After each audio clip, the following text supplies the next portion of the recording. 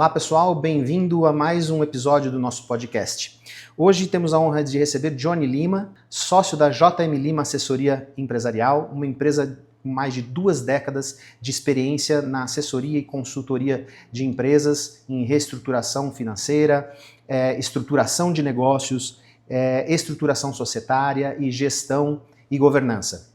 A Couto Zacarias, ao longo dos 25 anos, trabalhando com empresas e empresários das diversas formas de estruturação de negócios, também encontra muitas vezes com assessorias como a JM Lima como ponto principal de contato, de sucesso dessas estratégias e dessas medidas necessárias à reestruturação da empresa. Hoje vamos explorar os bastidores desse tipo de trabalho. Quais são as dores dos empresários, quais os principais mecanismos, quais as principais dificuldades que enfrentamos ao assessorar empresas que necessitam de apoio e orientação na sua jornada empresarial, na sua jornada de sucessão, na jornada de empreendedorismo. Johnny Lima, bem-vindo, é um prazer estar com você. Conta para nós, Johnny, um pouquinho da sua história e da JM Lima. Divide com a gente, divide com o nosso público quem é a JM Lima, um pouquinho da história brilhante, da qual eu já conheço, porém não vou dar nenhum spoiler. Eu peço que você se apresente e fale um pouquinho da JM Lima para nós, antes de a gente entrar direto no assunto que interessa, direto nas dores dos empresários que nós vamos discutir hoje. Sim. Obrigado, Fábio, pelo convite, tanto a você quanto todo o pessoal aí da Couto Zacarias. Obrigado para quem está assistindo também a gente. A JM Lima é uma empresa de 26 anos de atuação no mercado. É uma empresa familiar, foi fundada pelo meu pai e pela minha mãe, João e Maria Lima, por isso o JM Lima. E a minha trajetória profissional ela se mistura com a da JM Lima em diversos pontos, mas eu faço parte da estrutura da JM Lima desde 2019. E acho que um pouco antes disso, desde 2018, a gente entendeu que o mercado se modificou no que se refere às necessidades que os empresários, que as empresas têm em relação a processos de gestão. E quando eu falo de processos de gestão, eu digo de uma forma mais ampla. Por quê? O início da JM Lima ele foi muito focado em ambientes de reestruturação. Então, empresas com bastante dificuldade de caixa, muitas vezes não só a crise financeira, mas a crise societária, a crise de imagem, a crise de confiança em seus diversos pilares dentro da companhia. Ao longo do tempo, né, fazendo muito disso, são aí mais de 170 processos de gestão com recuperação judicial, nós entendemos que as empresas elas têm dores mais profundas. Então foi onde a gente também, ao longo do tempo, foi se especializando, trazendo não só para os nossos colaboradores internos, né, expertises mais específicas, então às vezes de um segmento, às vezes de uma outra área, às vezes de uma determinada atividade, como também parceiros, porque o ambiente das empresas ele é muito complexo. Né? Sim. Não foi diferente com a nossa parceria também. Sim. Acho que já num grau avançado e falando de empresas aí onde a gente está tratando da estruturação, né, e da gestão estratégica, da implantação de governança, é onde a gente também estabeleceu essa parceria como sendo um objeto para a gente trazer mais expertise, know-how, profundidade no nosso trabalho. E às vezes assim, tanto para corrigir uma situação que está incorreta, como também para evitar o risco de algo que não está muito bem equacionado ou equilibrado dentro da companhia. Perfeito, perfeito, ótimo. É muita experiência, né, Johnny? E toda essa introdução que você fez já me fez pensar na seguinte situação. Né? Empresas, ou se não estão em dificuldades, ou elas estão tentando buscar uma melhoria na sua gestão, uma melhoria de governança, quais são os sinais que a empresa oferece, os sinais que a empresa dá para o empresário de que ela precisa e chegou o momento de contratar uma assessoria de gestão? A gente sabe que o mundo empresarial é um mundo difícil de lidar com a questão de confiança, de indicações de assessoria e até mesmo o próprio empresário, a resistência do empresário de ter uma assessoria, um terceiro, Sim. uma terceirização desse serviço vindo para dentro de casa, mostrando para o empresário o que ele deve fazer. Mas quais os sinais principais ao longo desse vasto caminho de experiência que você tem aí, junto com a JM Lima, você pode dizer que as empresas dão, assim, ó, chegou a hora, não dá mais para tocar sozinho, precisa de uma consultoria profissional? Sim. Eu entendo que, de forma prática, o ideal é que o empresário ele esteja acompanhado desde o início do negócio, né? Porém, a gente sabe que na realidade das empresas isso é muito difícil, porque qual que é a história de qualquer empresa, né?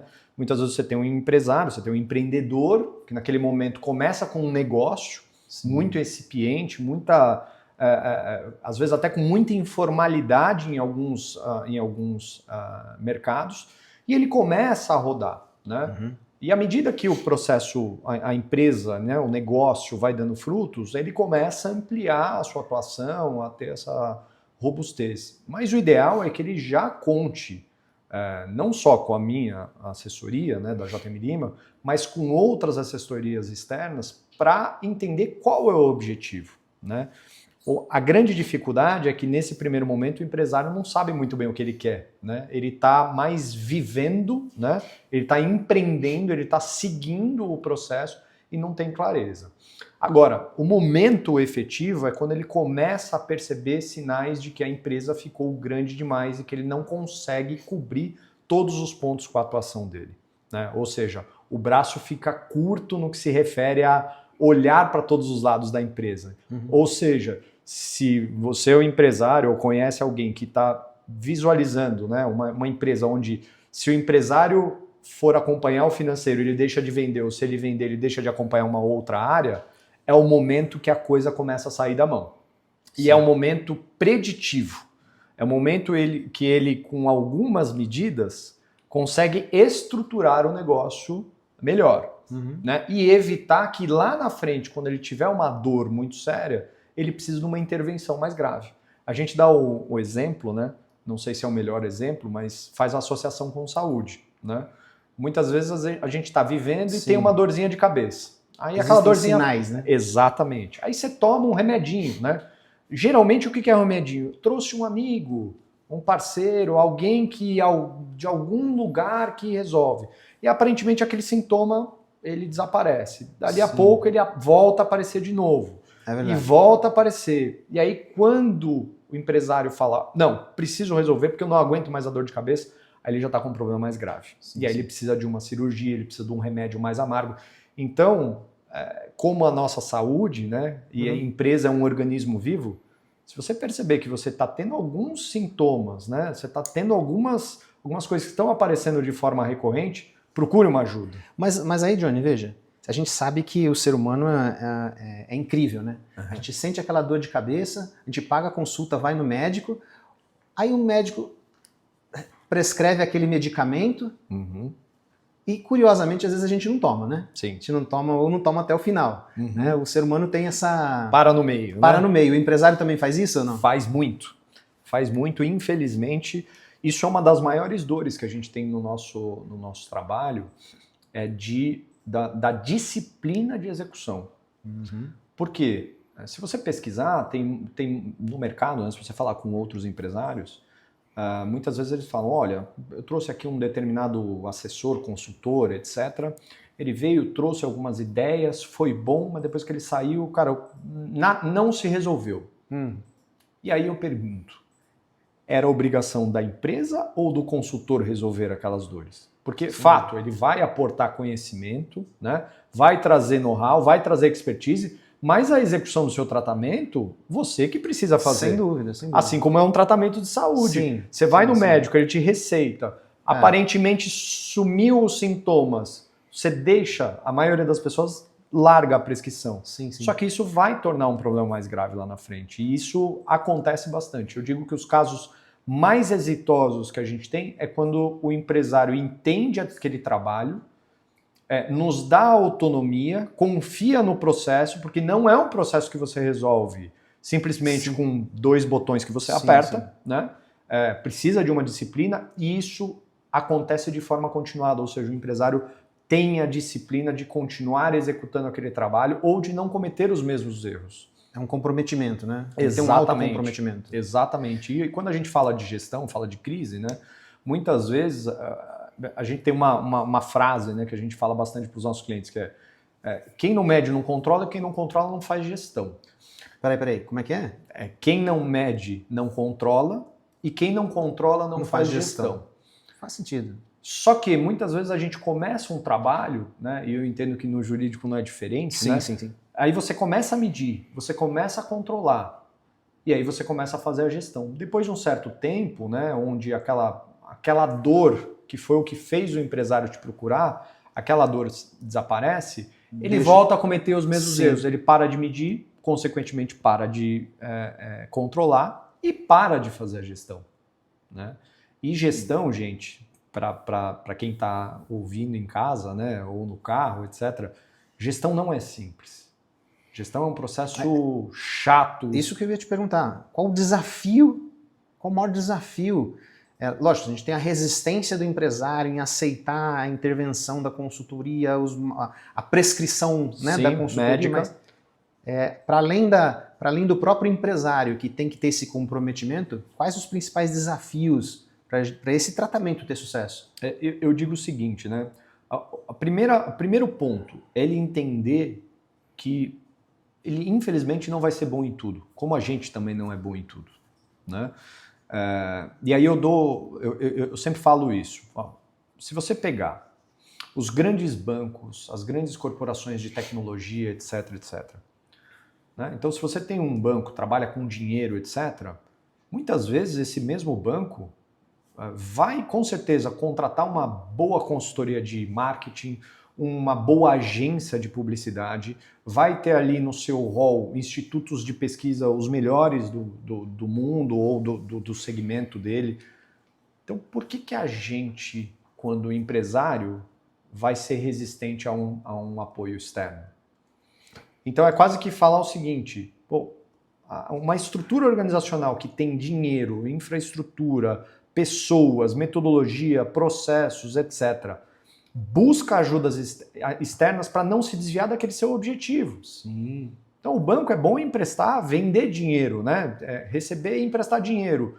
O produtor de suco de laranja é bom em fazer suco de laranja. Não necessariamente ele será um bom gestor de empresas de suco de laranja. Isso. Então, por que ele não vai aceitar uma recomendação, muitas vezes técnica, de alguém como a gente que está há décadas no mercado, recomendando um caminho que nós já vivenciamos e já experienciamos várias vezes. E a união disso é o que faz grandes cases, né? Sim, porque, sem dúvida nenhuma, do ponto de vista de acompanhamento, de gestão estratégica, de estruturação de controles, a gente conhece. Mas aquele segmento daquela empresa, o empresário conhece melhor do que ninguém. Então, por que ele não soma forças? E, às vezes, no momento da crise, né, quando a gente começa de forma antecipada a crise, isso acontece muito menos. Mas quando você está com uma dor muito grave, há uma resistência da empresa em acatar algumas dessas medidas que são para o próprio bem. Sim. Eu vou até puxar um gancho, você falou isso, você comentou sobre a natureza do negócio. Eu acho que todo empreendimento, todo negócio começa com uma ideia, seja ela qual for. Né? Ainda que seja um banco, né? Eu vou emprestar dinheiro, eu vou fazer operações. Ela começa com uma ideia e essa ideia está atrás de pessoas. Essas pessoas normalmente, quando idealizam seus negócios, idealizam o negócio em si e não começam idealizando gestão. Exato. Eu não conheço nenhum negócio até hoje que tenha passado pela nossa experiência que exista ou tenha existido que iniciou pela gestão. Olha, vou começar um negócio e ele começa por gestão. Não, ele começa com um processo industrial, um produto, uma boa ideia. Sim. Só que nós, eu digo, me incluo nisso, né, como empresário e empreendedor, nós não aprendemos a ser gestores dos nossos negócios na faculdade. Sim. Né? A faculdade de Direito não ensina o advogado a ser gestor do próprio escritório de advocacia. Né? Então, assim, o empresário parece que ele insiste, né? Aquela ideia, vou usar um exemplo muito simplista aqui, né? Eu adoro pizza, adoro a ideia da pizzaria, adoro comer pizza, então eu vou abrir uma pizzaria. Sim. Né? Mas eu não sei como gerir uma pizzaria. Ele vai passar a odiar pizza todos os dias da vida dele. Exatamente. Então eu vejo que foi muito boa a sua colocação nesse sentido, de que a gente tem que admitir a fragilidade de que se não está no nosso DNA a gestão, a gente tem que buscar, né, essa assessoria. E pegando um gancho nesse modus operandi de construção do negócio, eu vejo que no Brasil e obviamente aqui nas empresas que nós prestamos assessorias, aquelas que vêm de família, de amigos, né? Então elas começam com pessoas com boas ideias, bons negócios que inclusive tomam escalas enormes, né? Se tornam grandes potências de 1, 2, 3 décadas, inclusive gerações, né? E nesse aspecto, me parece que o desafio da gestão, o desafio de gerir uma empresa caminhando com ela para a sucessão, pode esbarrar também em questões pessoais, né? Estilo, problemas familiares. É totalmente diferente, obviamente, de uma grande corporação, como você comentou, totalmente controlado, um banco com as suas assessorias. Mas conta para nós, Johnny, na experiência da JM Lima, como que é assessorar empresas familiares que precisam da implantação dessa assessoria, dessa ajuda, e aí também enfrentam problemas, aqueles comuns, né? Aspectos até, vamos dizer assim, emocionais, né? Sim. Da sociedade que tem parentesco. Conta para nós esse desafio, né? A gente imagina, a gente vive isso, mas conta para nós, para quem está nos assistindo, esse desafio adicional, que é a emoção da empresa familiar.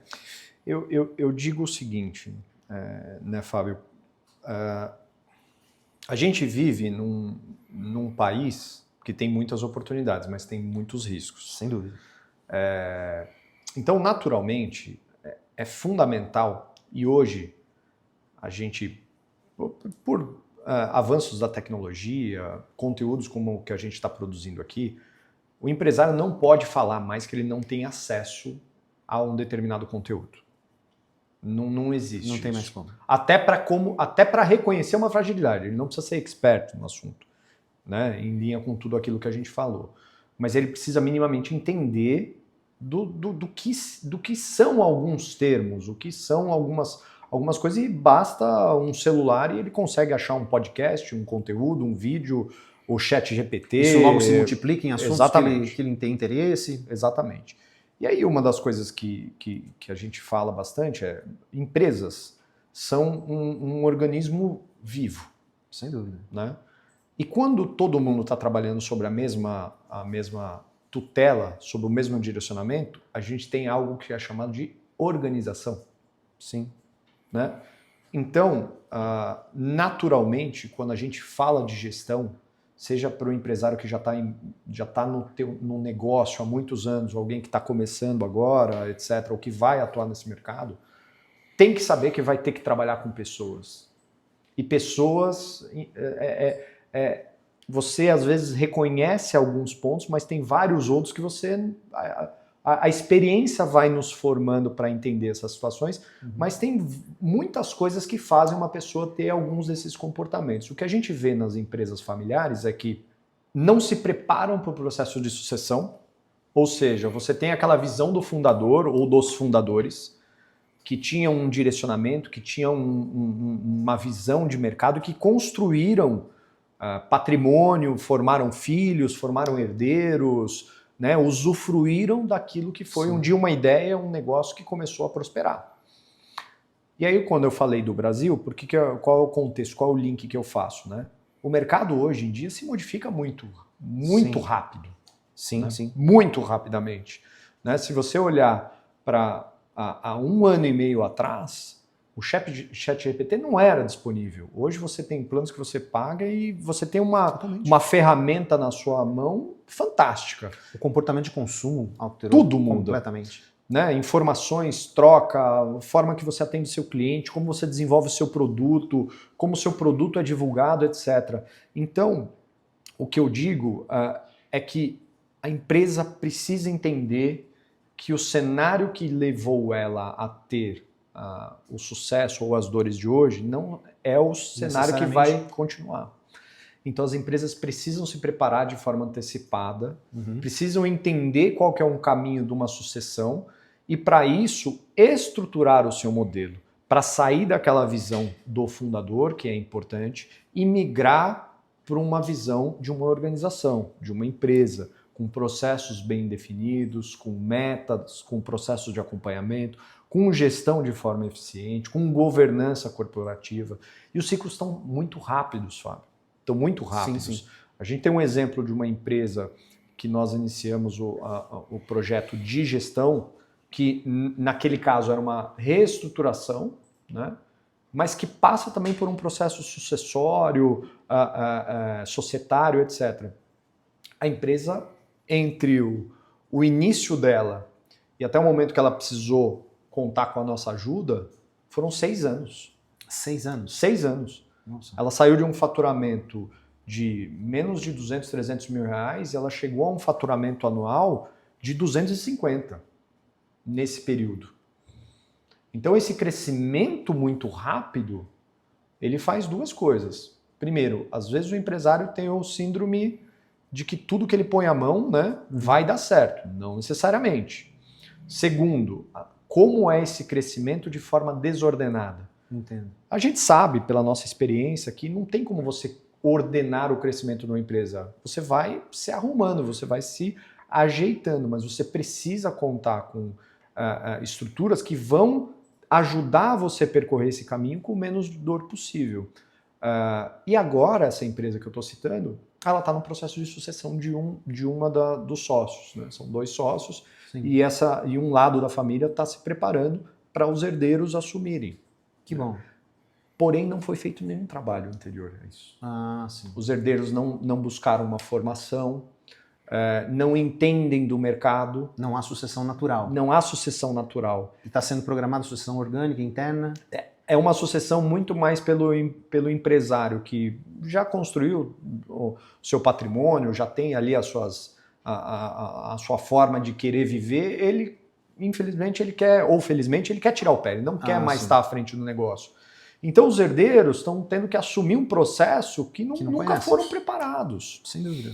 E aí é o que eu digo, se você tem um negócio, você precisa olhar para um horizonte de tempo além daquele do, cara, o próximo ano, a próxima conta. Isso seria a gestão estratégica, o planejamento estratégico, na verdade? Total. Você se refere? Olhar para o futuro é planejamento estratégico. É isso aí. Okay. E não quer dizer que, até pela dinâmica que a gente tem de mundo hoje, não quer dizer que você vai acertar no seu planejamento estratégico, né? Você não vai acertar na vírgula. Sim. Não existe mais aquele negócio, não, eu vou fazer um orçamento para daqui 5 anos e o meu business plan vai acompanhar perfeitamente. Não vai. Possível. Não vai. Se olhar há 2 anos atrás, a nossa taxa de juros era uma. Agora é completamente diferente. Se você baseou o seu planejamento financeiro naquilo, está completamente furado, você provavelmente vai ter problemas.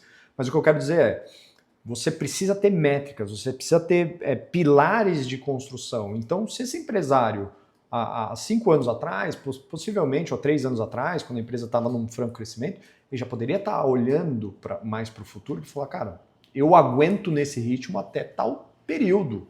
O meu limite físico, etc. Meus herdeiros, eles vão precisar se preparar para assumir. Claro. E não significa, né, que é o que a gente fala sobre sucessão, gestão estratégica e sucessão, e isso tem a ver, né, tá interligado, não significa que o fato de você ter um herdeiro, que ele vai ser um bom executivo. Não. E não precisa isso, mas ele precisa saber que ele é acionista de uma empresa. Sim, e ele precisa saber acompanhar aquilo.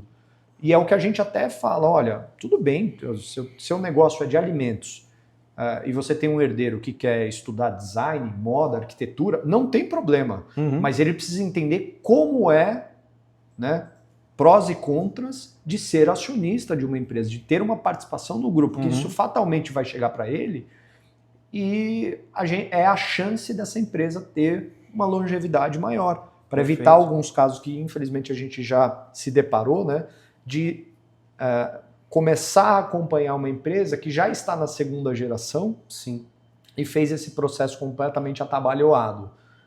Do tipo, sai o fundador, senta alguém na cadeira e acha que vai conseguir ter sucesso dali para frente. Não vai. Muitas vezes até o empreendedor já tem dificuldade de conduzir como foi no passado. Então, por que alguém que nunca participou dessa construção do negócio vai ter sucesso? Não vai. Então, é importante esse planejamento estratégico, esse planejamento de governança e o alinhamento com os objetivos do que os objetivos da empresa e os objetivos dos acionistas também. Né? Sim, sim. Ô Johnny, bom, uma das minhas perguntas era o papel, a importância do papel da visão estratégica, do planejamento, já está respondido aqui. Então a gente poderia, das suas palavras, dizer o seguinte, alguns pilares: visão estratégica, planejamento estratégico, sim, olhar no hoje e no futuro, ciente de que o futuro muda a todo dia, a gente tem que readequar as nossas previsões, a gente tem que readequar o nosso negócio a cada dia, checando se está fazendo sentido, né, daquela estratégia. Gestão, sim, em todas as áreas da empresa. E a gente fala muito sobre governança. Certo. Né? Governança, talvez para alguns empresários que adotaram a palavra da estratégia de governança, pode parecer materialmente um pouco distante. Quando a gente fala colocar governança para funcionar, falando de uma grande empresa, ok, a gente tem uma estrutura de governança, estrutura decisória da governança e tudo mais. Mas faz sentido, você acha que faria sentido também usar esses pilares, essas ferramentas numa empresa de médio e pequeno porte, familiar? Falar de governança, falar de visão estratégica, é possível, na sua visão, é possível que as empresas e empresários absorvam essa cultura? Sim.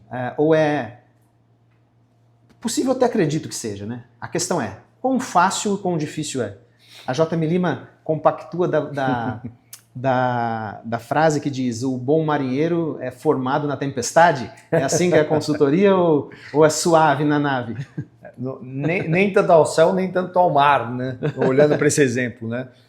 Eu acho que é fundamental. A resposta não é sim, é fundamental ter o processo de governança também para as médias empresas, né? Médias e médias grandes. Mas o que é importante? Que esse seja um processo evolutivo.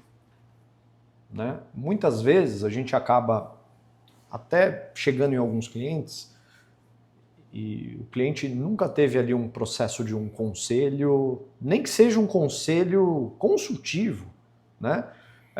Nunca teve ali um processo de acompanhamento de resultados, etc. E ele aperta o botão e fala: não, entendi que eu preciso implementar uma governança, quero um conselho, quero um acordo de acionistas amanhã. A chance disso funcionar é remota, é baixo. A gente mesmo sabe disso. Por quê? Porque governança, ela se constrói todos os dias. Sim. Ele é um processo de evolução contínua. Né? É como um dos produtos que nós temos, que é de controladoria. Quando você fala de controlar, né, de você fazer a gestão, né, e governança é basicamente você ler cenários, entender o que as suas políticas estão alinhadas ou quais são as ações que você precisa tomar. Os seus colaboradores, quem são as figuras que estão à frente de cada... Exatamente, mas você tomar. Sim. É você efetivamente agir no que se preconiza naquele rito de governança. Mas muitas vezes você não consegue construir isso para todas as áreas.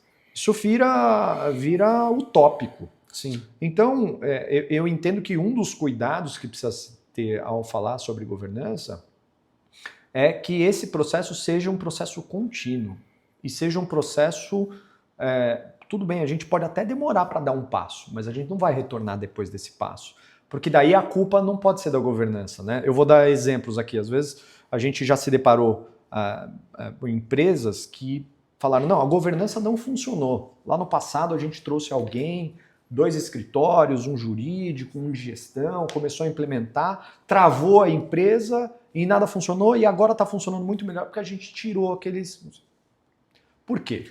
Porque você tem ali uma série de processos onde você não tem uma política clara, você não tem o treinamento dos colaboradores, você não tem ferramentas adequadas para o processo. Então você coloca uma política, né, que você não vai poder comprar determinado insumo para uma indústria sem que tenha o de acordo formalizado por e-mail para do diretor ou do empresário, do acionista. Ok, mas a área de compras tem ferramenta para fazer cotação? Não. O diretor tem acesso onde ele tiver a um sistema que ele vai conseguir olhar para aquilo? Sim. Não. Existe um processo estabelecido já onde se houver um risco de ruptura na indústria, Essa alçada tem uma alçada alternativa? Não. Então o problema é da governança ou da forma como ela foi implementada, desenhada, etc.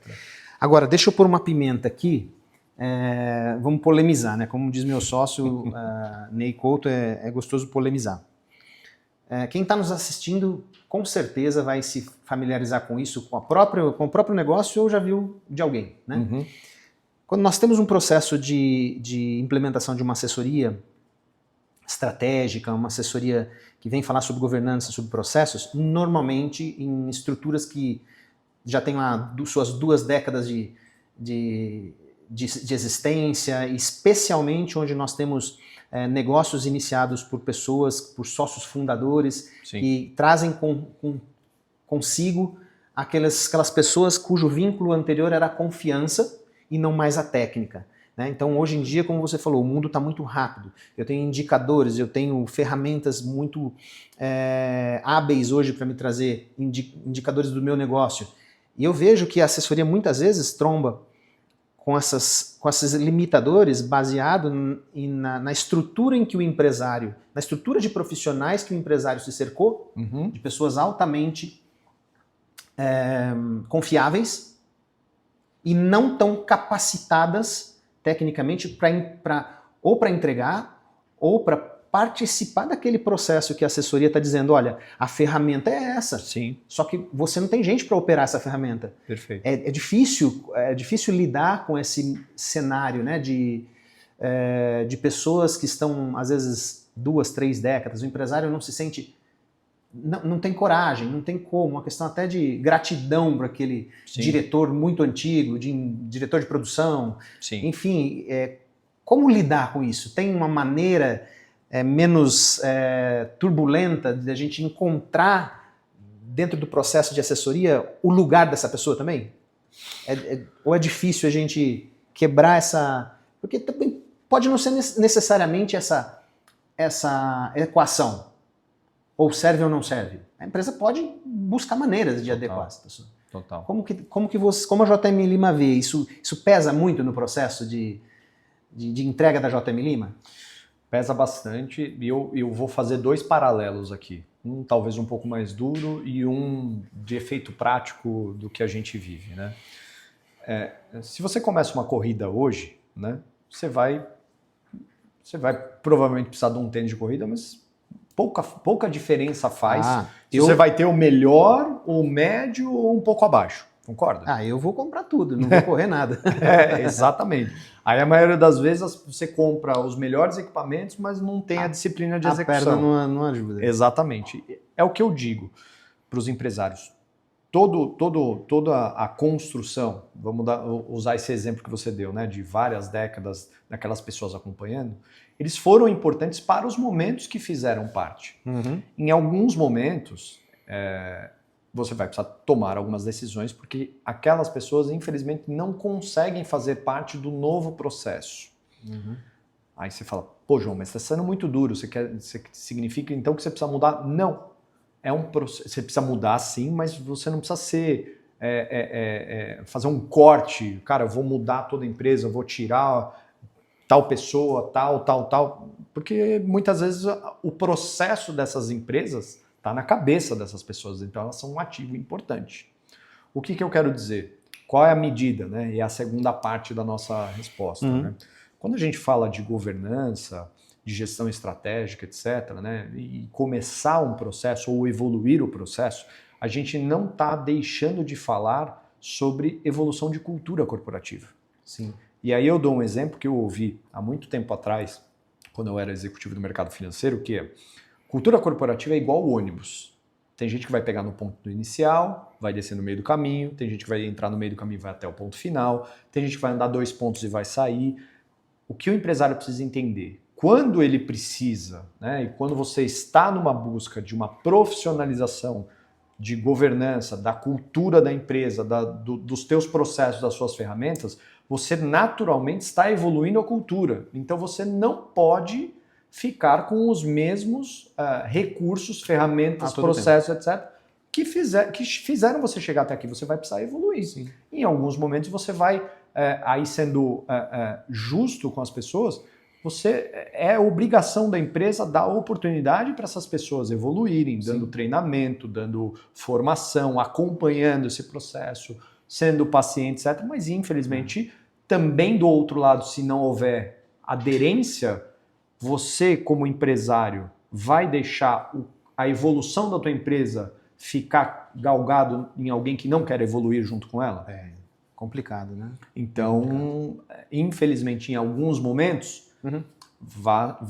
a gente precisa falar sobre substituição. Sim. Né? E tem N casos, tanto N casos de empresários, né, que entenderam isso, né, e que, junto conosco, fizeram um processo, né, de evolução desse profissional, e muitas vezes, posso falar com experiência prática, 80% das vezes, as pessoas respondem. Porque entendem o bem que aquilo vai trazer para a organização e as pessoas querem evoluir. Mas você tem 20% de pessoas que têm o efeito Gabriela, como o João diz, né? Eu nasci assim, cresci assim, você sempre assim. Essas pessoas, infelizmente, elas não vão ajudar. E muitas vezes elas vão atrapalhar o processo de evolução daquela empresa. Seja não acatando algum dos controles, ou reverberando ali de que aquela política não funciona. Gente, o processo de mudança, ele dói. Ele dói pra gente. Esse é aquele cara que fala assim, olha lá, chegou um novo assessor, quanto tempo será que ele dura? Vamos fazer um bolão? Pois é.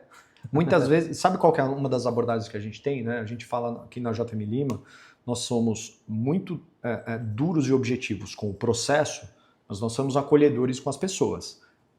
Até a medida que aquilo não vai atrapalhar o objetivo que a gente construiu. Sim. E uma das coisas que a gente fala para a maioria dos times de executivos, né, e às vezes os meus consultores precisam fazer esse papel, é dizer para o executivo que, num primeiro momento, é instinto de sobrevivência. Né? Ele, cara, eu vou repelir tudo aquilo que esse assessor vai me trazer, porque ele não vai me trazer nada de bom e provavelmente ele vai roubar o meu lugar. E é o que a gente fala, eu não quero esse lugar de executivo. O meu trabalho, ele é um trabalho que tem alguns objetivos, que ele precisa dessas pessoas e que ele vai ser executado com elas ou não. Então, não me interessa aquela posição de executivo na empresa. Tá. E na maioria das vezes a gente tem uma resposta muito positiva. Mas tem alguns que a gente já identifica logo de cara e já coloca para o empresário. Fala, olha, você precisa tomar uma decisão. E a vida do empreendedor é essa, né? Tomar decisões o tempo inteiro. Não, bom você ter colocado isso. É muito importante esse ponto você colocar agora, no sentido de que a assessoria coloca à disposição do empresário as opções para que ele tome a decisão. Eu ia falar justamente isso. O papel da JM Lima enquanto assessoria é me dar a chave e eu cuido daqui para frente, ou estamos juntos no processo decisório, ou existe esses dois modelos. Olha, eu assumo o barco e peço para o empresário sentar e aguardar o resultado, ou é um processo que depende desse comprometimento, dessa facilitação que vai permitir com que a assessoria se infiltre e consiga implementar essas ferramentas? É a segunda opção. A empresa, o empresário, os executivos precisam participar da construção. Sim. Até porque eu, enquanto assessor, né, enquanto assessoria, detenho um conhecimento específico, né, já aplicado de forma prática em vários outros casos, mas aquele negócio, aquela especificidade daquela empresa, etc., etc., eu não conheço. É algo que a gente fala no início do nosso trabalho. Se você faz amendoim, eu nunca vou saber melhor do que você a vender o seu amendoim. Sem dúvida. Porque você construiu aquele negócio. Sem dúvida. Né? Porém, eu sei gerir várias empresas, inclusive as de amendoim. Então, os nossos esforços combinados é que fazem a gente ter um resultado mais efetivo. Então, o nosso trabalho ele é participativo, ele é mão na massa, ele é executivo e é utilizando também os executivos da empresa dentro daquele mesmo direcionamento, para a gente evitar que, se for uma indústria, né, a área de produção tenha um direcionamento, a área comercial tenha outra, a área de compras tenha outra, o financeiro tem outro, e o empresário, na verdade, só fica apagando incêndios dessas faltas de comunicação. Então, o nosso trabalho é com os recursos da própria companhia. Né? Perfeito, perfeito. Johnny, nós aqui na Couto Zacarias, ao longo da nossa jornada, Você sabe que a gente adentra muitas vezes a empresa, a vida do empresário, com uma necessidade de um apoio societário, né? Sim. Quando a gente chega lá, entender a estrutura societária daquele empresário, entender aquela necessidade dele hoje, já quero fazer uma proteção patrimonial, já quero fazer um projeto sucessório, ou tenho problemas com o meu sócio e quero me proteger, de alguma forma a gente acaba entrando a realidade da empresa e da estrutura de governança, da estrutura de gestão, e a gente vê o quanto é importante quando o jurídico precisa tomar alguma atitude ou precisa recomendar a confecção de instrumentos ou de algumas práticas, que exista uma assessoria ou que exista uma estrutura, né? Então a gente vê um ponto de contato muito grande, um facilitador muito grande para nós do jurídico, quando existe uma empresa de consultoria que possa falar, que possa se mover nesse sentido, do seu lado, como que você vê esse ponto de contato também com o jurídico, quer seja o jurídico interno dessa empresa ou um jurídico externo? É importante para vocês também nessa implementação? Ou a implementação de vocês está no âmbito de gestão, esse aspecto jurídico não é relevante? Não, ele é fundamental. Ele é fundamental e faz parte até do nosso processo de apoio, de recomendação e de evolução dos projetos, trazer a Couto Zacarias nesses momentos específicos. Por quê? Porque da mesma forma como eu detenho um know-how profundo de gestão estratégica, de governança, de ferramentas, de reestruturação, de captação de recursos, a Couto Zacarias detém todo o conhecimento, o arcabouço e o know-how para fazer isso no âmbito societário. Então, eu diria que atalha muito algumas dos capítulos que a gente tem dentro do processo de evolução contínua da companhia, né? Legal. Porque você, muitas vezes, quando a gente inicia um trabalho, né, e aí tem os dois espectros, né, seja um trabalho mais preditivo, ou seja, um trabalho mais proativo em evoluir a companhia, ou um trabalho corretivo, ou seja, eu estou indo lá reestruturar alguma coisa, né? Sim. Nos dois cenários, quando a gente tem uma estrutura jurídica com esse know-how profundo, né, isso faz total diferença, porque você já consegue estabelecer até alguns olhares que o empresário não teve. Do tipo, o que eu estou planejando para daqui 3, 4, 5 anos? Sim. Né? Eu vou ter herdeiros que vão fazer parte, eu vou trazer novos sócios, eu quero vender uma parte da empresa, eu quero vender toda a empresa, eu quero ficar toda com ela. Isso muda até o perfil do completamente. sócio, né? Exatamente. Os sócios ao longo da vida adotam, pela própria história de vida deles, não é incomum aqui no escritório nós passarmos por situação que um dos sócios passa por uma situação de risco de vida, um problema que pessoal, né? Enfrentou um episódio de problema com saúde grave, que põe em xeque tudo aquilo que ele pensou para o futuro, e ele começa a olhar para a estrutura dele de vida, inclusive empresarial, e buscar sentido, e buscar propósito, e buscar se proteger. Isso é muito, Sim. É muito curioso, né? Normalmente esses gatilhos acontecem. E é fato, e isso vai de encontro àquilo que a gente fala sobre o planejamento estratégico, né? Você precisa, de largada, ter o olhar para onde você vai construir, vai buscar, vai objetivar estrategicamente a sua companhia, Sim. você como sócio, etc., acionista, enfim. Porém, no meio do caminho, mudanças acontecem. Uhum. O cenário muda, a taxa de juros muda, vem um herdeiro, uma questão pessoal, quero me afastar, uma saída questão de societária, a chegada de um novo... Pedido de saída, liquidação. Exatamente. Então, tudo isso, quando você tem de largada já esse trabalho e de forma continuada a revisão, você evita problemas futuros, né? Você, com toda a tua experiência, você sabe que é aquela frase, né? Você se prepara para a guerra em tempos de paz. Então é melhor que você prepare e revise essa construção ao longo do tempo, societária, patrimonial, de sucessão, etc., do que você se depare com um problema, com uma guerra societária. Em ambiente hostil a gente não consegue corrigir muita coisa. Exatamente. A gente está executando 2 casos agora. Um que a gente está evitando, né, com essas medidas jurídicas, né, um cliente que a gente está falando recentemente, evitando algum processo lá na frente de um litígio societário, de uma briga societária. E um outro projeto que nós assumimos com o viés de reestruturação e que o único problema da empresa são sócios. A empresa não tem problema. Ela tem bom produto, ela tem bom mercado.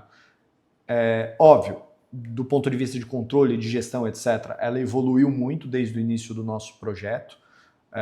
Então, hoje, ela está num ponto de equilíbrio econômico-financeiro muito bom. Mas porém, os sócios, o alinhamento dos sócios, ele se perdeu ao longo do tempo, e aí envolve todas aquelas questões que a gente está cansado de saber, né? Questões que vêm de anos sendo acumuladas, pessoais, famílias, herdeiros, etc., irmãos que querem fazer parte agora do negócio, e a empresa não se preparou. E agora, hoje, quando nós iniciamos, o processo estava mais grave, mas hoje é a principal ameaça da companhia. A principal dor, e é o que atrapalha o resultado. Ela poderia ter um resultado, assim, sem sombra de dúvida, 25%, 30% maior. Nossa. Ela não consegue ter em função disso. Em função disso. Fica acaba causando um travamento, né, Exatamente. E a gente, às vezes, né, Fábio, você sabe bem, que muitas vezes a gente trabalha como mediador de algumas dessas situações. Sim. Então a gente trabalha para que essas coisas sejam resolvidas e muitas vezes a gente recomenda o trabalho conjunto, né, de uma assessoria como a nossa e de um escritório como o de vocês, porque a gente consegue dar tecnicidade para a discussão, tirar a pessoalidade para se resolver os conflitos. Afastar a pessoalidade. Exatamente. Porque senão você fica no imbróglio e você só fica resolvendo a briga de 20 anos atrás que está sendo carregada até hoje. Sim. Johnny, você já deu alguns exemplos, né? Eu vou dizer aqui para os nossos ouvintes, para as pessoas que estão nos assistindo, que vão nos assistir. Assim, eu tive a grata experiência de participar em alguns projetos com a JM Lima, que me surpreendeu com alguns instrumentos de gestão, alguns exemplos. Olha, o foco da empresa estava numa gestão da produção de determinado produto que ela se julgava expert nisso, que não havia nada a ser mudado. Nós fomos aqui, mudamos um ponto aqui nos indicadores da produção, mudou radicalmente isso. O que eu quero, sem modéstia, quero falar, eu sei que a JM Lima tem bons produtos, que desenvolveu produtos personalizados ao longo dessas décadas de trabalho, e isso é o diferencial da JM Lima. É como olhar, como entrar na gestão, mostrar, conta para nós esses produtos diferenciais hoje que existem na JM Lima e alguns exemplos práticos aí que você pode falar. Eu cito como exemplo, uma vez que você me mostrou, eu não me recordo, era só um segmento na produção industrial, não sei se de alimentos, onde o retorno de defeitos ou de inconsistências de um produto era um ajuste industrial. Sim. Eu fiquei simplesmente extasiado com aquilo, porque a gente esquece de olhar para aquela ponta, né? E às vezes o próprio empresário tem tanta confiança de que aquilo lhe domina tanto, que não há o que melhorar. Não há o que melhorar na logística do que eu inventei, não há o que melhorar na produção do que eu concebi, né? Sim. E a gente acabei vendo naquela ferramenta, aqueles gráficos que você mostrou para nós, que inclusive você me mostrou que os seus clientes têm acesso ao aplicativo pelo celular, achei fantástico. Conta para nós aí esse diferencial desses produtos e dá um exemplo para nós desses segmentos que você atuou e pode dizer, olha, tá vendo? Encontrei o que ninguém imaginava.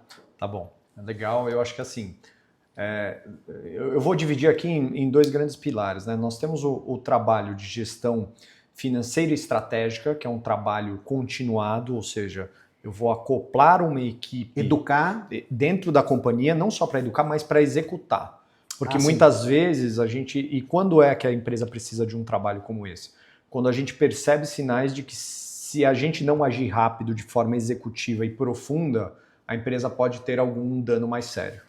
Então executar e educar na gestão do caixa, do recebível, do relacionamento com clientes, enfim, faturamento. Esse é o nosso produto que a gente chama de CFO outsourcing, ou seja, é o CFO as a service. Você contrata uma estrutura CFO terceirizado. que vai ser o seu CFO terceirizado Ok. e vai executar as atividades a partir do financeiro em todas as outras, em conjunto com todos os outros executivos. Legal. Né? Por quê? O financeiro ele é o final de tudo. Né? Sim. Mas quando a gente precisa de um trabalho mais profundo, a gente precisa começar daqui e ir partindo para as outras estruturas departamentais. Porque a gente começa a pôr controle, começa a medir, começa a fazer a gestão e começa aí assim a entrar dentro da área produtiva e falar, ó, aqui você tem um desvio, aqui você tem um erro, aqui você tem um problema. Trocando em miúdos, gargalo de caixa, é isso aí. Gargalo de fluxo de caixa, de controle de apuração de resultado. Apuração de resultado, desencontro de contas. É isso aí. Compras. Exatamente. Prazo de faturamento, enfim, você mergulha na gestão financeira da empresa. Okay. Esse é um produto que é para essa dor mais específica. E a gente tem outros produtos que a gente foi dividindo em módulos, que são trabalhos que estão dentro podem estar dentro do CFO as a Service também, que é o quê? Trabalho de controladoria as a Service, trabalho de orçamentação, de gestão de custo, de gestão de processos industriais e administrativos. Vou citar esses 4 como para não ficar até muito longo, até agradeço a oportunidade para a gente poder falar um pouco disso. O que é o trabalho de controladoria as a Service? A gente começar a medir de forma eficiente e começar a disciplinar a empresa a tomar decisões com base nos indicadores. Ok. A gestão de custos ela está acompanhada a isso e ela pode ter um driver mais profundo em determinadas indústrias para que a gente encontre ali qual que é o custo ideal, o método de custeio mais adequado para aquela companhia, se há erros ali dentro do processo. E aí eu vou dar um exemplo de um cliente que nós atuamos nessas 2 frentes e que depois do trabalho desenvolvido, né, a gente deu o seguinte diagnóstico para o cliente, olha, todos os teus produtos você vende abaixo do resultado. Abaixo do resultado? Tinha alguns que quando você colocava ali todos os custos, ele já dava margem operacional negativa, ou seja, lá no topo ele já estava negativo, mas a soma de todos, no final, ela dava EBITDA negativo. E aí tinha todas as despesas financeiras, todo o que ele se alavancou na empresa, entendendo que, na verdade, o produto dele era aquele preço. Né? Mas ele fazia o preço baseado numa política de precificação ou a partir não era a partir do custo, senão o preço dele seria outro? Eu acho que ele foi se perdendo, como a maioria das empresas se perdem também. Ou já não conhecia mais o real custo? Começa a se perder exatamente nisso. Porque começam a entrar variáveis que, às vezes, a pessoa que fez o primeiro custo já não consegue mais acoplar. Então, vou dar um exemplo. Às vezes você tem um produto que indústria, geralmente tem uma margem muito baixa, né? Na maioria dos segmentos. Nesse cliente que eu estou dando como exemplo, não é diferente. Ele tinha uma margem muito apertada. Todo segmento tem. Ao longo do tempo, ele começou a vender para grandes varejistas, começou a investir dentro da companhia, começou a vender com mais prazo, etc. São componentes, né? Fez uma operação fiscal, tributária, recomendada por um expert, né? Entre aspas, tributário, que só criou mais problemas para ele. Então, todos aqueles componentes não foram colocados dentro da estrutura de custo dele, que agravou 5 anos atrás, não era a realidade da empresa, mas naquele momento é. Então você precisa de uma expertise mais adequada e mais profunda para conseguir dar o custeio. Sim. Bom, nós revisitamos todo esse processo, adequamos todas as margens, e aí é onde a gente identificou, falou, cara, basicamente quase tudo que você vende com prejuízo. Nossa. O que você não vende com prejuízo te dá prejuízo pelo tempo, porque você produz, fica no teu estoque 6, 7, 8 meses, ou seja, o dinheiro não gira. E aí também gera prejuízo. Sim. Quando você tem uma venda, é uma venda picada. E aí é onde a gente tem as primeiras resistências, que é aquilo que a gente falou ao longo do nosso bate-papo aqui. O empresário falou, não posso vender. E eu lembro de um produto lá que ele dizia o seguinte, olha, esse produto eu vendo a R$5 o quilo, tá? Ok, mas precisa ser 6. para começar tá no ponto de equilíbrio, para estar no zero. No break-even. No break-even, para você vender do 0 a 0, você precisa vender a 6. E demitir algum cliente. Pra você ganhar dinheiro, você precisa subir. Foi um processo doloroso, de muita insistência, e o empresário falava o seguinte: quem determina o preço é o mercado. O mercado todo vende a 5. Eu não vou vender a 6 porque eu vou perder o mercado. Resumo da nossa história aqui. Nós criamos um plano ali de 6 meses para começar a chegar e depois mais 6 meses para a gente ir medindo o mercado, né? Medindo o volume de vendas, etc. E depois mais 6 meses para a gente chegar no ponto de margem mais positiva. Porque aí, efetivamente, o empresário falou: olha, eu não vou fazer. Eu topo fazer na escaladinha, porque eu consigo ter argumento comercial com os meus clientes, meus distribuidores. Resumo, Fábio. Ele era o cara que puxava o mercado para baixo. Nossa. Ele não tinha ideia. Era um referencial e... Que ele era um referencial para o mercado, ele se achava como o segundo, terceiro, quarto player na região que ele atuava, e ele achava que era o mercado que se definiu aquele preço. Na verdade, foi ele que definiu. Quando ele colocou a 6, o que o mercado fez? Colocou a 6. Quando ele subiu para 7, a concorrência acompanhou. Ou seja, cara, muitas vezes a gente vai passar nesse processo para ter que quebrar alguns desses viés, algumas dessas coisas que estão cristalizadas, porque efetivamente a gente deu o prognóstico para ele: olha, vamos lá, nos últimos 2 anos você fez tanto de buraco.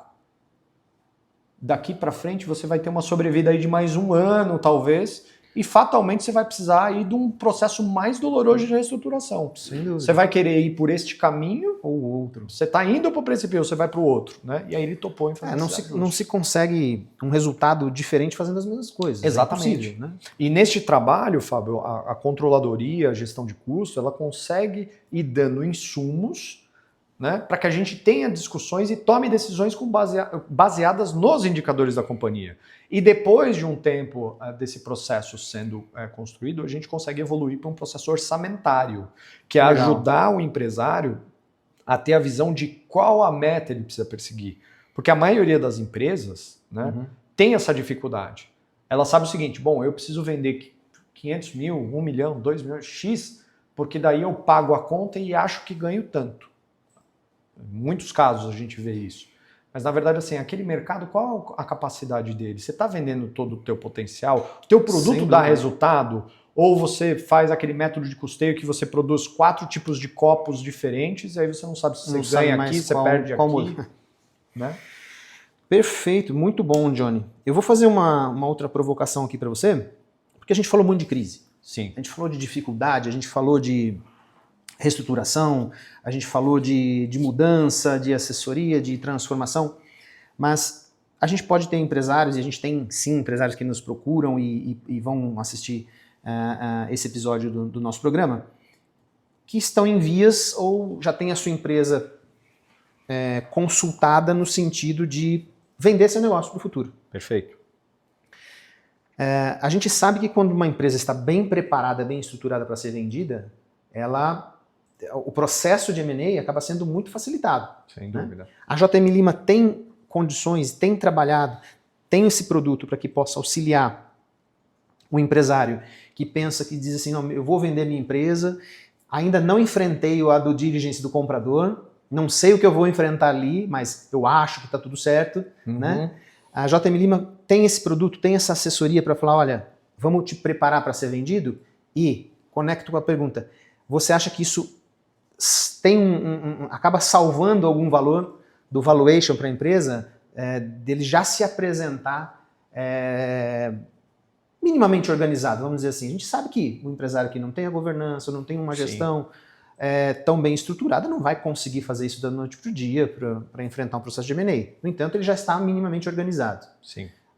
Como que a JM Lima pode ajudar esse empresário que está nesse momento agora? Perfeito. É sim um produto e é algo que a gente desenvolveu e nós temos tanto dentro de casa algumas soluções para preparação ou acompanhamento de uma due diligence, como também nós temos parceiros aí, boutiques de M&A específicas que, quando o empresário tem o objetivo de vender uma parte ou integralmente, a gente aciona essas boutiques para trazer o investidor que olha para aquele tipo de caso, de mandato. Né? Legal. E esse é um produto que a gente discute já desde o início do nosso projeto, ainda que seja uma reestruturação. Por quê? Porque quando a gente pega o caso de reestruturação, o empresário ele quer, eu não quero mais esse tipo de problema. Tá. E a gente já coloca como sendo um objetivo na construção, porque depois disso ele começa a ver valor dentro da companhia e aí ele começa a entender o que é uma possível solução de M&A lá na frente, né? Ou a venda parcial ou total da companhia. Sim. E para os casos de reestruturação, a gente já de antemão já começa a trazer para o empresário a visibilidade de qual que é o valor dos ativos que ele tem. Né? Por quê? Muitas vezes você tem empresas que querem ou têm o desejo ou que foram construídas para isso, né? Tem negócios que estão aquecidos nesse sentido, mas que o empresário não sabe qual é o valor dela. É muito comum. Aí ele entra no ChatGPT, coloca lá os dados financeiros, dá lá o valuation da empresa e ele acredita que é isso. Não é, não funciona dessa forma. E a gente já, infelizmente, dentro do processo da nossa trajetória, já pegamos alguns casos de empresas que entraram em processo de reestruturação mais grave porque participaram de uma due diligence e focaram só na due diligence, entenderam o seguinte, esse comprador, ele olha só para o volume de vendas. Aí ele colocou toda a energia, venda sem margem, etc. E aí depois o comprador olhou e falou, não quero. Então esse nosso trabalho, seja para o caso de uma crise que vai ser construída para isso, né? E a gente tem alguns casos nisso. Ou um empresário que tem esse desejo, mas que tá bem, a empresa tá dando bons resultados, etc. A gente diz que é um processo, é um bom seguro para esse processo. Por quê? A gente consegue trazer esse advisor técnico, profundo, para conscientizar o empresário do que vale, do que não vale, de como o mercado se comporta. A gente já pegou casos que o empresário falou, cara, a minha empresa é isso, o meu mercado tem várias transações, etc. E de fato. Porém, a gente trouxe uma realidade e falou, olha, deixa eu te explicar o que vai acontecer no processo. Vai acontecer isso, depois você vai ter essa participação, esse resultado, etc. Dentro dessas projeções, o cenário que pode acontecer com a nossa experiência é esse. Ele falou, aí eu não quero. Ele se satisfaz do seguinte, cara, com a minha operação desse jeito, eu tenho uma operação mais lucrativa e fico mais satisfeito e tenho pleno domínio do que vai acontecer. Esse é um exemplo. Serve para isso também, entendeu, Fábio? Sem dúvida. Eu acredito que quando o empresário se deixa passar por um processo de melhoria e preparação da sua empresa, entender quanto a sua empresa vale, criar processo de gestão, quer seja para um M&A, quer seja por questão organizacional ou questão do seu próprio negócio, ele ganha muito mais do que ele gasta com assessoria. Total. No valor em que ele vai vender. Sem dúvida. E ainda, tenho visto que o próprio mercado financeiro olha diferente para essas empresas que apresentam essas estruturas.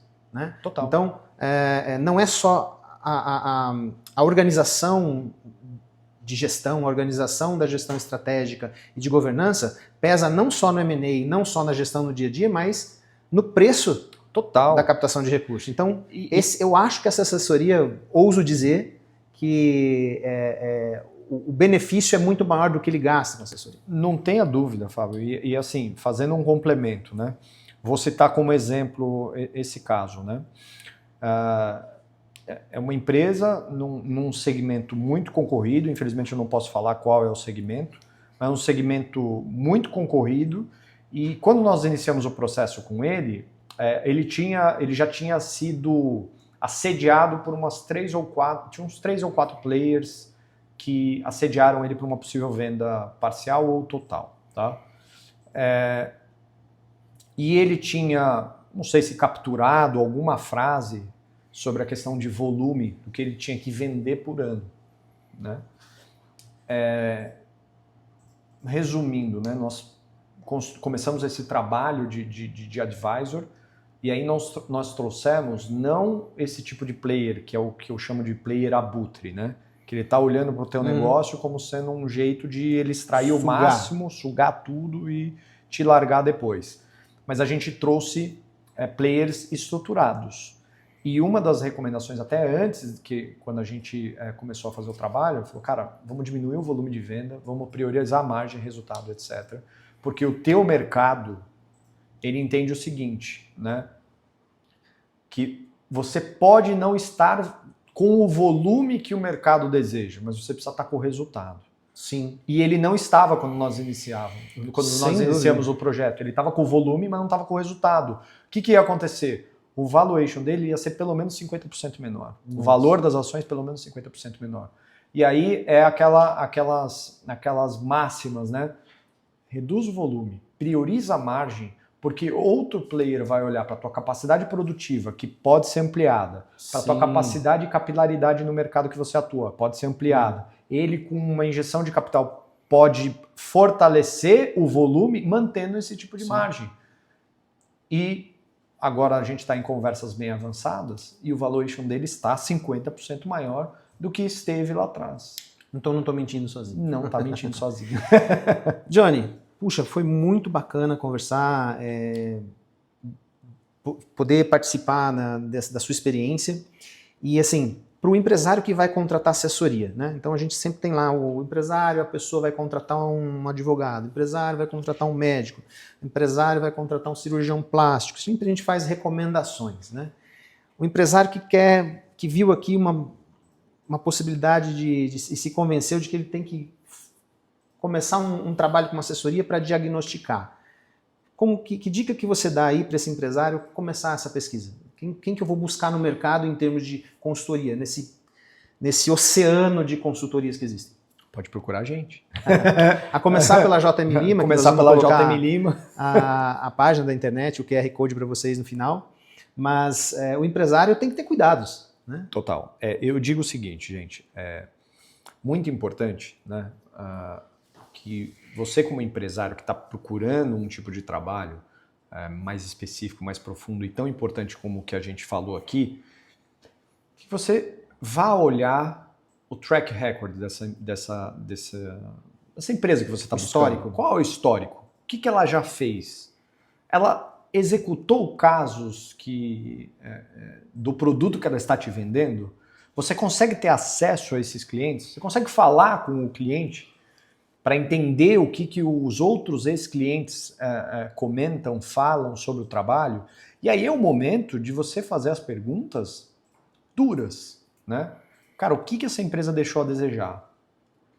Onde eles pecaram? Porque assim, falar dos acertos é importante, mas você precisa entender quais são talvez as fragilidades, né? Para você entender como empresário se aquilo que está sendo apontado como uma fragilidade é uma fragilidade realmente. Vou dar um exemplo aqui nesta linha, né? Nós fomos contratados por uma empresa para fazer a reestruturação de um passivo gigantesco que ele tinha. E aí o empresário foi buscar referências no mercado, falou com alguns clientes, um apoio positivo, e ele tinha contato com alguns parceiros financeiros. E o feedback era de que a gente era muito duro, a gente negociava, chutava na canela mesmo, efetivamente, para ter resultado. Porém, a forma como o mercado financeiro trouxe foi uma forma talvez um pouco negativa nesse caso. Entendo. E o empresário deu feedback e falou, eu contratei vocês por causa desse feedback. Porque se o cara tá bravo com vocês é porque você protegeu o interesse do cliente dele. Sem dúvida. Né? Então, acho que o que eu dou vá olhar para a estrutura. Cara, onde está essa empresa? Qual é a ferramenta? Qual é o processo?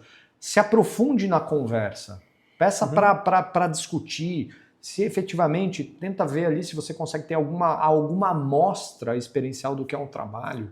Qual que é a recomendação? Aquilo está fazendo sentido.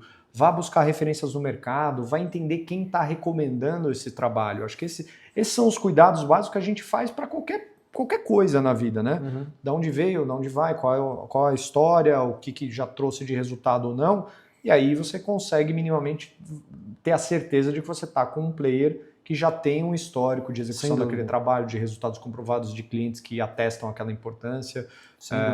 E tem o feeling mesmo, né? Vai visitar a estrutura, né? Vai conhecer vai falar com a equipe, né? Vai visitar projetos. Vai visitar eventualmente projetos. Eu adicionaria, Johnny, assim, que a gente tem que ter muito cuidado com as assessorias, especialmente as que buscam tirar a empresa de crises e que concentram grande parte da sua remuneração em estratégias de redução, né? Redução de custos e aqueles famosos FII, né, por êxito. Sim. E não que não deva existir, eu acredito que deve existir. É importante que tenha, sem dúvida. No entanto, sim, quando há uma concentração muito grande e as estratégias que são adotadas causam, de outro lado, um risco, é temerário, porque, né, a empresa, a assessoria pode buscar um caminho de reduções sem a verificação, a verificação dos riscos envolvidos, né? Posso fazer um complemento, Fábio? Claro. Desculpe te interromper, mas eu digo o seguinte: não existe milagre.